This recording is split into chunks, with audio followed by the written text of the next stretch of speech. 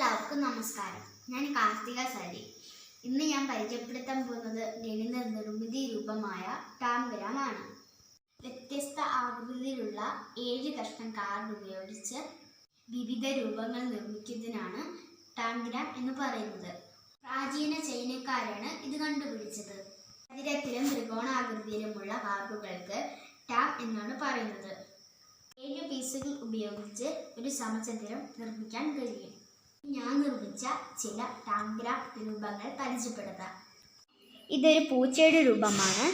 ഇതിൽ 1, 2, 3, 4, 5, 6, 7 ടാങ്ക്സ് കാർഡുകളാണ് ഉള്ളത്. പൂച്ച, കുതിര, കപ്പൽ, താറാവ്, വീട്. ഇതിനെല്ലാം 7 കാർഡുകൾ വീതമാണ് ഉപയോഗിച്ചിരിക്കുന്നത്.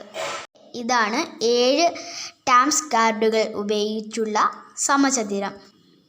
Okay, thank you.